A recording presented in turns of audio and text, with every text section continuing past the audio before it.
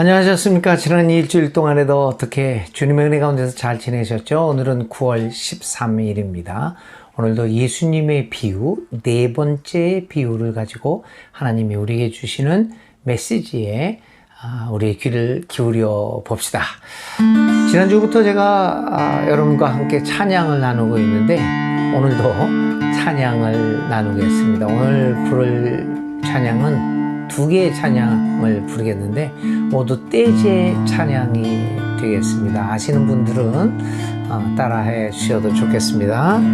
첫 번째 찬송은 찬미하여라 오 나의 영혼아 찬미하여라 거룩한 주 이름. 찬미하여라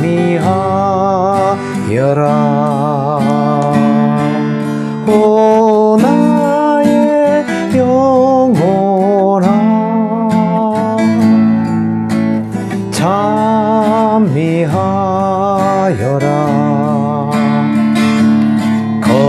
거룩한 주 이름. 찬미하여라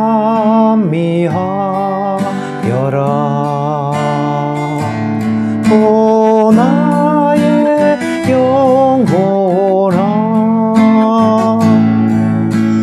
찬미하여라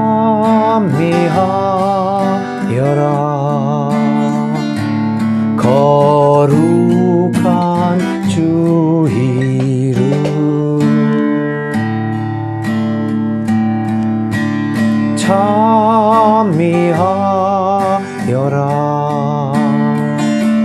오 나의 영혼아 찬미하여라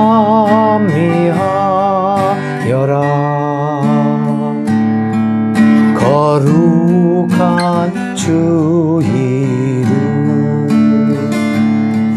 거룩한 주 이름.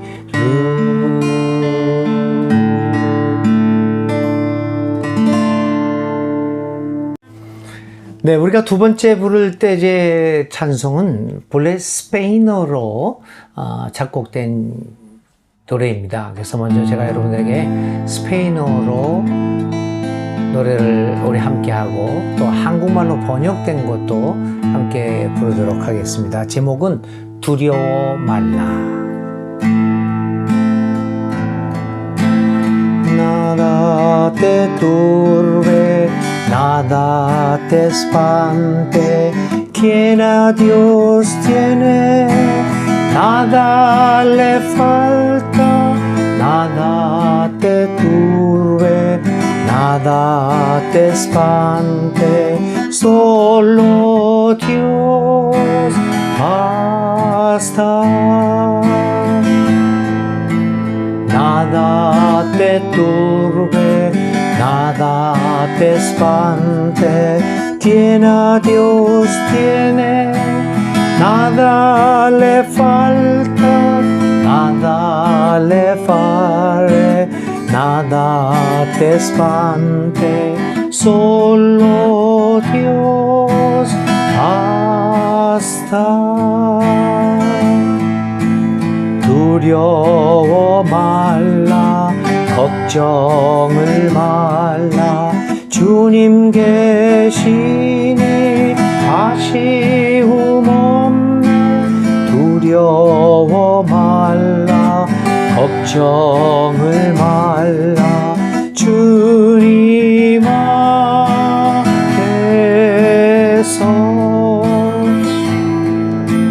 두려워 말라 걱정을 말라 주님 계시니 아쉬움 없네. 두려워 말라 걱정을 말라 주님 안에서. Nada te turbe, nada te espante, quien a Dios tiene, nada le falta, nada te turbe, nada te espante, solo Dios basta.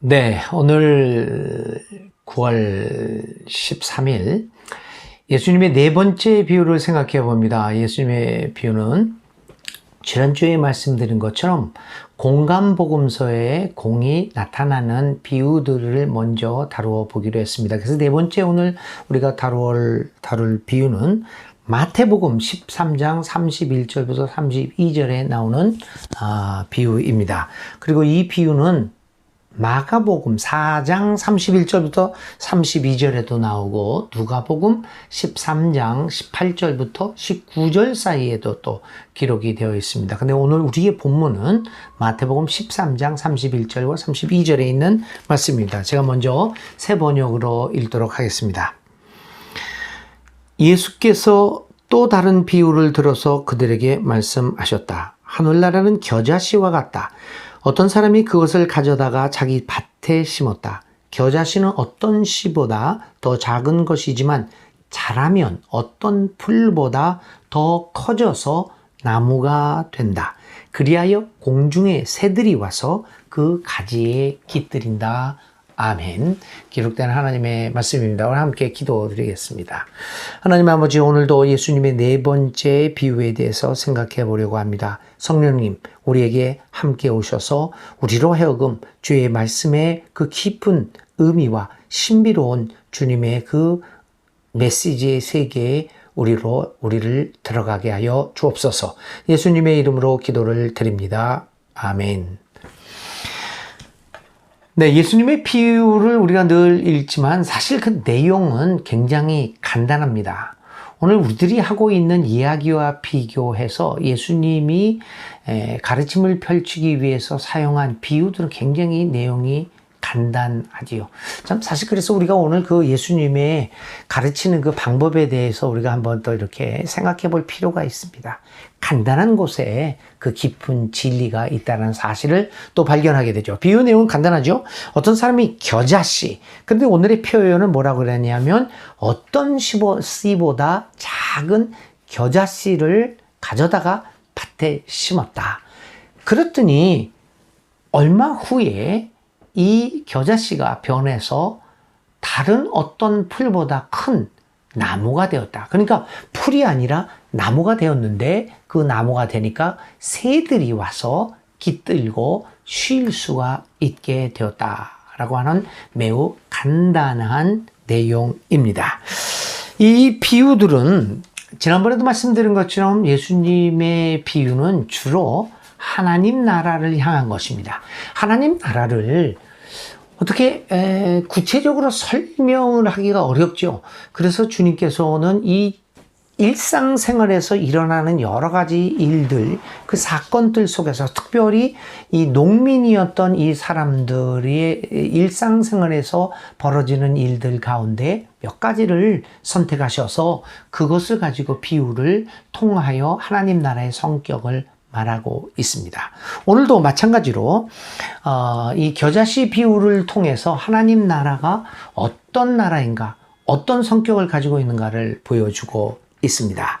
특별히 이 겨자씨 비유와 또 예수님의 그 씨 뿌리는 사람의 비유 등 여러 가지 그 씨앗에 관한 그 예수님의 비유는 특별히 하나님 나라의 자라남과 관계가 있음을 우리가 보게 됩니다.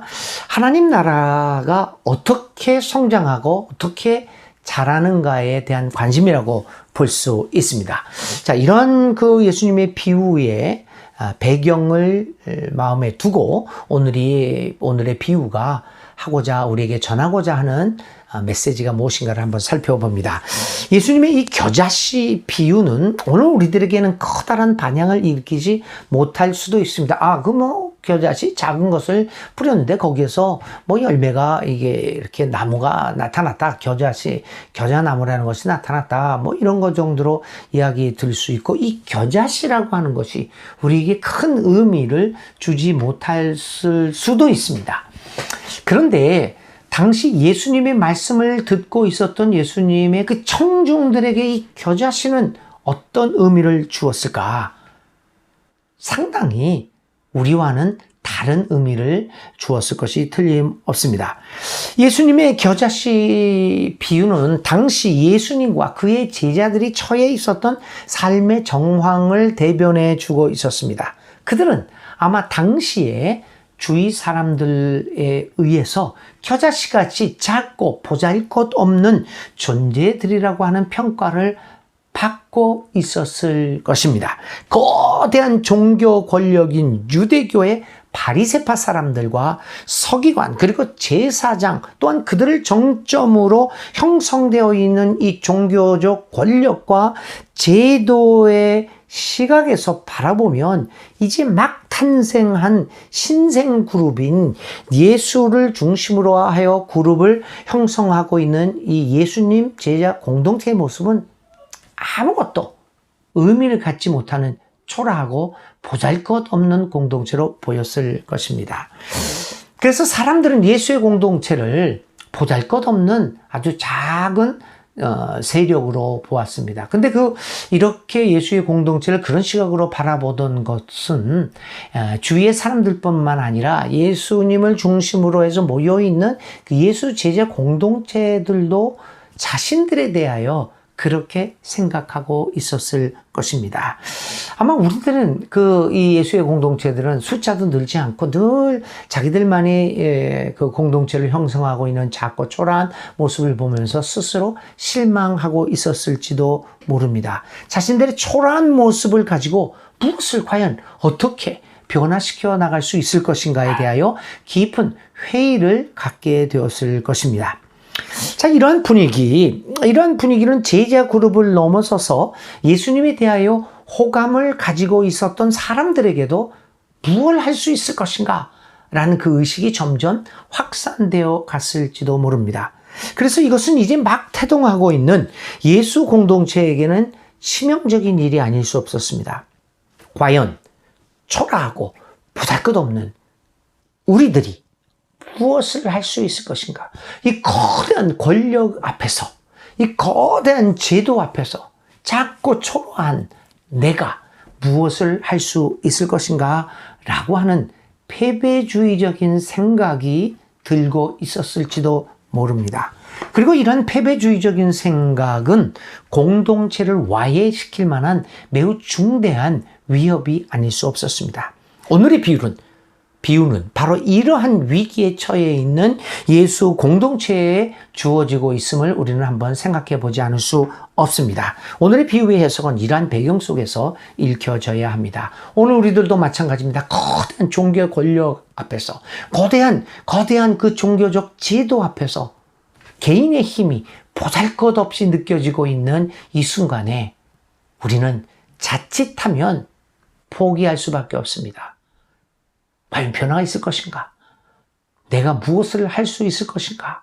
라고 하는 패배주의적인 생각이 우리로 하여금 우리의 이 변화를 향한 노력과 투쟁을 그만두게 만들지도 모릅니다. 이러한 환경 속에서 오늘 겨자씨 비유가 주고자 하는 그 메시지에 우리의 관심 한번 돌려봅시다. 겨자씨는 어떤 씨입니까? 여러분들 겨자씨 본 사람도 있을 것이지만 굉장히 당시에 팔레스타인에서 재배되고 있는 여러 작물들 중에서 그 씨는 굉장히 작은 씨였습니다. 그런데 이 씨가 팔레스타인에서 작은 씨가 뿌려지게 되면 얼마 있다가 1년생이었는데 자라게 됩니다. 사실은 이 겨자 나무라고 그러기도 뭐하고 풀이라고 그러기도 뭐한, 근데 여기서는 이제 나무라고 그러죠. 이 겨자 나무가 생기게 되면 보통 키가 작으면 1m에서 커봤자 2m 조금 넘는 크기로 높이로 자라게 됩니다. 그래서 이제 그렇게 큰 나무는 아니었습니다. 그런데 이 큰 나무도 아니었고, 이 겨자씨는 굉장히 작은 씨였습니다. 그래서 당시 팔레스타인 사람들은 작은 것을 표현할 때 겨자씨보다도 작다, 혹은 겨자씨만큼 작다라는 표현을 쓰곤 했던 것입니다. 그래서 예수님은 그 팔레스타인에서 통용되고 있던 그 격언을 그대로 사용하여 자기의 가르침에 원용하고 있는 것입니다. 아까도 말씀드린 것처럼 어쩌면 예수님과 그를 따르는 제자 공동체는 당시의 사람들에게는 이런 겨자씨와 같은 정말 보잘것없는 작은 존재로 여겨졌을 것입니다. 혹은 실패한 사람들, 혹은 나약한 사람들의 모양으로 비춰졌을 것입니다. 이런 상황에서 어찌할 바 모르고 어쩌면 낙담하고 힘을 잃고 있을지도 모르는 제자들과 다 자신을 따르는 사람들에게 예수는 이 비유를 통하여 용기를 촉구하고 있는지도 모릅니다. 오늘의 초라하고 보잘것없는 모습에 실망하고 용기를 잃지 말라는 것입니다. 비록 오늘의 모습이 겨자씨처럼 초라하고 별 볼 일 없지만 그 안에는 놀라운 잠재력과 희망과 미래가 있음을 볼 것을 요구하고 있는 것입니다. 오늘의 작고 보잘것없는 초라함을 넘어서서 하나님 나라의 놀라운 미래를 바라보라고 하는 요구인 것이지요. 예수님은 이 비유를 통하여 작은 겨자씨가 후일 나무가 되어서 새들까지 찾아와서 휴식을 취할 수 있는 것이 되리라고 누가 상상할 수 있겠느냐라고 묻고 있습니다. 작고 보잘것없는 초라함 뒤에 감추어져 있는 놀라운 미래를 발견하고 그것을 기대하고 그것에 희망을 두는 것이 믿음이라고 얘기하는 것입니다. 믿음은 그래서 히브리서에서는 보이지 않는 것들의 실상이라고 이야기합니다. 초라함을 넘어서서 그 뒤에 감추어져 있는 놀라움을 볼 수 있는 능력, 이 믿음이 바로 겨자씨가 상징하고 있는 것 중에 하나입니다. 겨자씨 안에 감추어져 있는 신비스럽고 강력한 하나님 나라의 에너지, 그 힘, 그 생기, 그 생명력을 발견하고 그것을 이해하고 거기에 희망을 걸 수 있는 믿음이 오늘로 하여금 현재 겉으로 드러나고 있는 초라함을 넘어서게 만드는 요소라고 말하고 있는 것입니다. 그래서 의인은 믿음으로 살리라라고 하는 것은 그 믿음은 바로 그렇습니다. 초라함 뒤에 감추어져 있는 놀랍고 신비스러운 그 생명력을 발견할 수 있는 눈이 있느냐. 그것을 바라보고 거기에 희망을 거는 것. 그래서 그것으로 가지고 그 믿음을 가지고 오늘 이 땅 위의 삶에서 용기 잃지 않고 정의롭고 평화스럽고 생명을 향한 삶을 살아갈 수 있게 하는 것입니다. 그러므로 하나님 나라를 향해 나아가는 제자들에게 요구되는 것은 믿음입니다.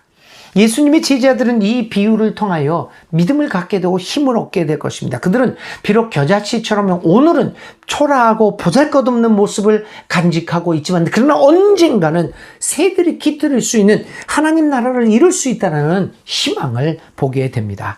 오늘 우리들에게 이 비유는 우리에게 용기와 격려를 주고 있습니다. 많은 사람들이 작고 초라하게 보이는 예수의 가르침에 실망하고 용기를 잃어버리고 맙니다. 예수의 가르침대로 살아가는 것은 이미 불가능한 일이 된 것인지도 모릅니다. 예수의 가르침대로 살아가는 것은 작고 초라한 삶을 향하여 결단하는 것을 요구하기 때문입니다. 그래서 우리는 예수님의 가르침을 따라 살려고 하는 그런 희망을 잃어버립니다.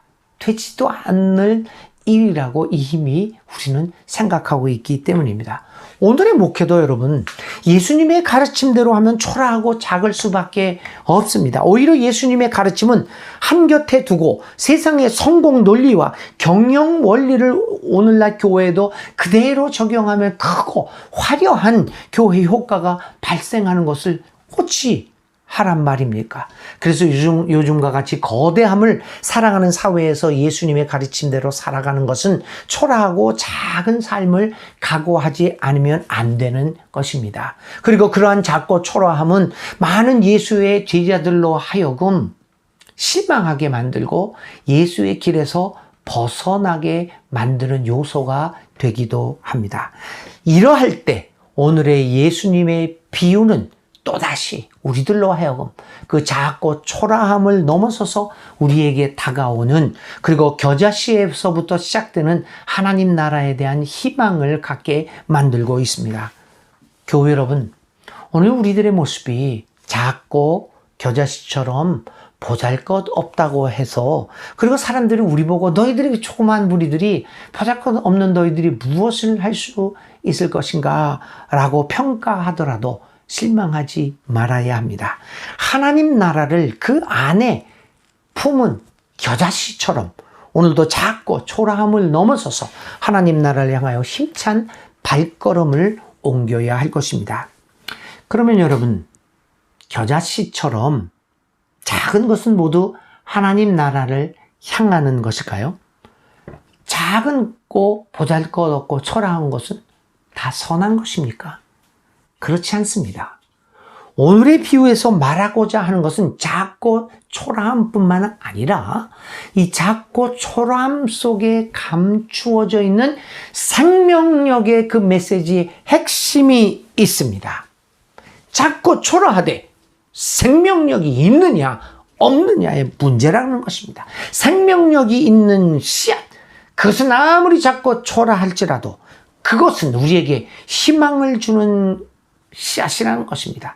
겨자씨 자체가 아니라 그 씨가 품고 있는 생명력이 문제입니다. 아무리 작아도 그 안에 생명이 있으면 그것은 언젠가는 열매를 맺게 되는 것입니다. 시간이 흐르고 환경이 조건이 조화를 이루게 되면 그 생명력은 폭발적인 힘을 발휘하게 될 것입니다. 그러므로 오늘 우리에게 중요한 것은 우리 안에 하나님 나라의 생명이 있느냐 없느냐의 문제입니다.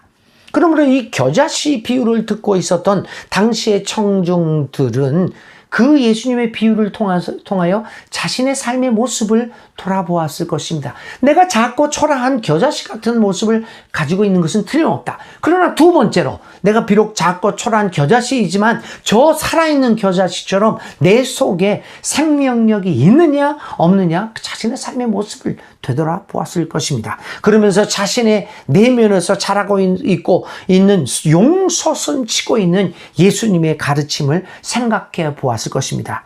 자신의 삶을 지배하고 있는 생명이 무엇인가를 보았을 것입니다. 내 내면에서 예수님의 가르침이 용서섬 치고 있고 예수님의 말씀으로 인한 생명력이 이 안에 있다고 한다면, 만일 그렇다면 오늘 겉으로 보이는 나의 작고 초라한 모습은 큰 문제가 아니라는 생각을 갖게 되었을 것입니다. 문제는 죽어있는 씨앗인가 혹은 살아있는 씨앗인가입니다. 하나님 나라는 자신의 삶 속에 예수님의 생명의 씨를 가지고 있느냐 하는 문제입니다. 살아있는 씨를 가지고 있는 예수의 공동체는 하나님 나라를 이미 살아가고 있습니다.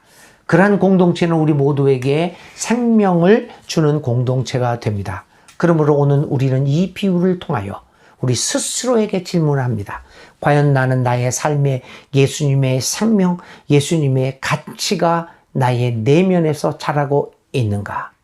혹시 내가 가지고 있는 이 씨는 이미 죽은 씨가 아닌가라는 질문을 진지하게 던져야 합니다. 예수가 이 비유를 말했을 당시 많은 유대교의 바리새인과 제사장 그리고 서기관들을 생각해 보십시오. 그들은 모두 하나님 나라에 대하여 너무나도 잘 알고 있는 신앙의 전문가들이 아니었습니까?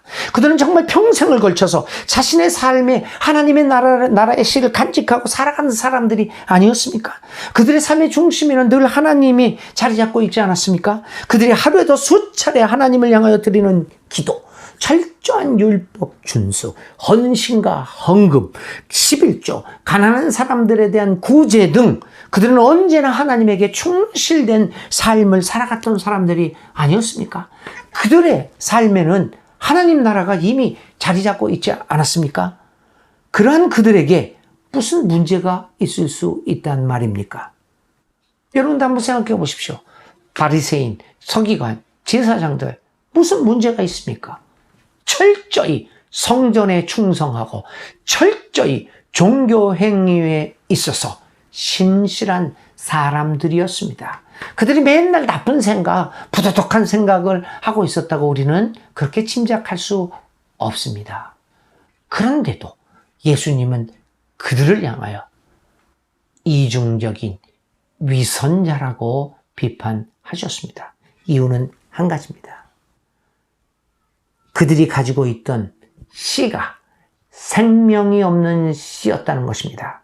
그러기에 그들은 그렇게 무수한 종교적 행위를 하고 있음에도 불구하고 하나님 나라의 열매를 전혀 맺을 수 없었던 것입니다. 오히려 그들이 종교적으로 열심을 다하면 다할수록 분열과 정죄와 싸움과 시기와 질투와 편가름의 썩은 냄새만 풍겨났던 것이 아닙니까? 그들의 씨가 썩어 있었기 때문입니다. 오늘 우리들도 마찬가지 아닙니까? 아무리 많은 종교적 행위를 한다고 하더라도, 그리고 우리 신앙의 경력이 70년, 80년, 100년이 있다고 하더라도 예수님의 생명의 씨가 내 안에 자라나고 있지 않다면 우리가 내뿜는 냄새들은 다 썩은 냄새일 뿐입니다. 우리가 열심을 더하면 더할수록 우리가 내뿜는 썩은 냄새는 온 세상을 더 강력하게 뒤덮을 것입니다. 여러분, 오늘 우리가 종교 행위를 통하여 내품고 있는 삶의 향기가 무엇인가를 우리는 생각해 보아야 합니다. 평화와 화해, 화합, 용서, 포용, 품어줌, 생명, 사랑들의 향기로운 냄새가 나의 종교 행위를 통하여 맺어지고 있는가를 우리는 생각해 보아야 합니다. 아니면 내가 열심을 내면 열심을 낼수록 정죄가 심해지고 분열이 심해지고 혐오가 심해지고 마음속에 화가 나고 전쟁이고 생명이 경시되는 썩은 냄새를 풍기는 열매를 우리가 내놓고 있는 것은 아닌가를 살펴보아야 합니다. 사랑하는 형제 자매 여러분, 생명의 씨앗을 간직함으로써 생명의 향수를 내뿜을 수 있도록 우리 안에 예수의 생명력을 갖는 씨가 되어야 할 것입니다. 자, 이제 계속해서 한 가지만 더 살펴봅니다. 예수님은 오늘의 비유를 보잘것없고 작아 보이는 겨자씨가 결국은 나무가 되는데 그 나무에는 이 새들이 와서 깃들게 된다라고 얘기합니다. 근데 겨자씨가 나무로 되는 것은 사실입니다. 근데 사실은 우리가 이제 그것을 나무라고 얘기할 수 있을까요? 그런 의문도 있기는 하지만 하여간 나무가 되는데 그 나무가요. 우리는 이 겨자씨 비유를 얘기할 때 잘못 얘기를 해서 큰 나무라고 얘기를 합니다. 근데 사실 큰 나무는 아닙니다. 1m에서 커봤자 2m 조금 넘는 크기가 되기 때문에 큰 사람의 키 정도 된다고 볼 수가 있겠죠. 그래서 사실은 다른 나무에 비해서 엄청나게 크다고 말할 수는 없습니다. 다만 씨의 크기에 비해서 이 겨자나무가 크다라고는 말씀드릴 수 있다고 하는 것입니다. 자, 여기서 예수님께서 얘기하고자 하는 것은 나무가 되는데 큰 나무가 되라, 작은 나무가 되지 말라, 그 이야기가 아닙니다. 오늘 우리들은 늘 크기에 관심이 있습니다. 교회가 크냐 작냐, 그 사람이 크냐 큰 사람이냐 작은 사람이냐, 이 양에 대해서 관심을 갖고 있습니다. 근데 오늘 예수님의 이 겨자씨 비유에서 예수님이 되라고 하는 것은 나무입니다. 크고 작은 것이 문제가 아닙니다. 나무가 되는데 이 나무의 성격을 얘기합니다. 어떤 나무냐면 새들이 깃들이는 나무라 라고 하는 것입니다. 이 말이 정말 굉장히 좋습니다. 예수님이 의도하고자 했던 것은 다른 나무에 비해서 큰 것이 아니라고 할지라도 작은 참새와 같은 새들이 마음 편히 쉴 수 있는 나무가 되는 것, 그것이 하나님 나라임을 말해주고 있습니다. 당시 예수님의 비유를 듣고 있었던 청중들은 공중의 새들이 그 나무의 가지에 깃들일 수 있을 것이라는 예수님의 결론에 매우 편안함을 느꼈을 것입니다. 왜 그랬을까요? 우리가 알다시피 당시의 청중들은 다 초라한 사람들이었습니다. 그리고 이 겨자나무에는 큰 새들이 앉아서 쉬고 깃들일 수 있는 나무는 아니라는 것을 알고 있었습니다. 겨자나무가 크지가 않기 때문에 독수리와 같이 큰 새들이 앉아서 쉴 수 있는 곳은 아닙니다. 겨자나무는 겨우 참새와 같은 작은 새들만이 쉴 수 있는 나무임을 청중들은 알고 있습니다. 그러기에 그들은 예수님의 결론에 안심하고 평화를 간직할 수 있었습니다. 왜냐하면 공중의 작은 참새와 같이 작고 보잘것없는 삶을 살아갔던 당시의 민중들이 쉴 곳은 어디에도 없었습니다. 큰 나무에는 이미 독수리와 같은 큰 새들이 자리를 잡고 있었습니다. 작은 참새와 같은 작고 초라한 민중들이 가서 쉴 만한 곳이 되지 못했습니다. 이러한 작은 참새와 같은 작은 새들이 끼어들어서 놀 수 있는 틈이 전혀 없는 상황이었습니다. 그래서 쉴 곳, 그리고 깃들일 곳이 없이 이리저리 방황하는 작은 참새와 같았던 예수님의 청중들에게는 예수가 겨자나무는 작은 새들이 와서 깃들일 수 있는 나무다라고 이야기했을 때 그들은 내가 쉴 곳이 여기구나, 그것을 발견했을 것입니다. 겨자나무가 나무의 존재의 의미는 바로 그렇습니다. 여러분, 겨자나무가 큰 나무일까요? 작은 나무일까요? 작은 나무일 수도 있고 큰 나무일 수도 있습니다. 겨자나무의 크기는 작다, 크다라고 하는 그 크기는 물리적인 크기에 의해서 결정되는 것이 아닙니다.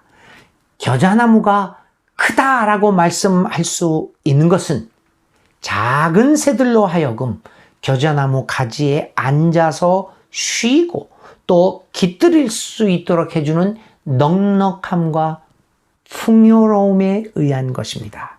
그것이 그의 크기입니다. 넉넉함과 풍요로움, 그것이 하나님 나라의 크기입니다. 여러분, 오늘 우리가 어떤 교회를 큰 교회라고 말할 수 있을까요? 겨자나무처럼 작은 참새와 같은 사람들을 품어주고 받아주고 함께 할 수 있는 교회가 큰 교회입니다. 여러분, 오늘 우리들이 겨자나무로, 큰 나무로 살아갈 수 있는 방법은 무엇일까요? 이 비유를 통하여 우리는 배울 수 있을 것입니다. 새들이, 특별히 작은 새들이 깃들일 수 있도록 넉넉함과 풍요로운 인격과 삶을 통하여 우리는 큰 나무가 되어 살아갈 수 있을 것입니다. 비록 우리가 겨자씨처럼 작고 초라한 모습이지만, 겨자나무처럼 작은 나무이지만, 그러나 작은 새들이 깃들일 수 있는 넉넉함과 풍요로움 우리가 보여줄 수 있다면, 우리 기독교가 그러한 장소가 되어줄 수 있다면 우리는 큰 교회가 될 수 있을 것입니다. 오늘 코로나19로 인하여 혼란을 겪고 있는 우리 한국 사회에서, 또 여러 가지 문제로 갈등하며 격동하고 있는 우리 한국 사회에서 우리 기독교가 넉넉함과 풍요로움을 주어서 작은 새들과 같은 작고 보잘것없는 사람들이 우리를 바라볼 때 앉아서 깃들여서 쉼을 가질 수 있는 우리 기독교회인가 아닌가를 생각해 보시기 바랍니다. 여러분, 우리가 믿음의 연조가 깊어지면 깊어질수록, 그리고 우리의 세월이 흘러가면 흘러갈수록 겨자나무처럼 작은 새들이 깃들일 수 있는 넉넉함과 풍요로운 신앙과 인격을 갖추어 나가야 할 것입니다. 넉넉함과 포용과 받아들임이 있는 큰 나무들이 되어서 살아가야 할 것입니다. 겨자씨 같은 우리가, 작고 보잘것없는 우리가 나무가 되어 큰 사람으로 살아갑시다. 큰 교회로 살아갑시다. 예수님의 이 겨자씨의 비유를 통하여 다시 한번 크게 살아간다는 의미가 작은 새들이 깃들일 수 있는 넉넉함과 풍요로움임을 다시 한번 깨닫게 됩니다. 이번 한 주간도 예수님의 생명력을 간직하고 작은 새들이 안심하고 날아와서 앉아 깃들일 수 있는 넉넉함과 풍요로움을, 그러한 삶의 모습을 보여주는 아름다운 삶을 살아가는 주의 백성들이 다 되시기를 바라겠습니다. 주님의 은혜가 일주일 동안에도 함께 여러분과 함께 하시기를 기도드립니다. 다음 주에 또 우리 뵙겠습니다. 하나님의 은혜와 평화로 한 주일 살아가신 여러분 되시기를 기도드립니다. 아멘. 이 말씀 따라 사는 동안 지치지 않게 하시고, 이 말씀 따라 사는 동안 주님 나라 이루소서.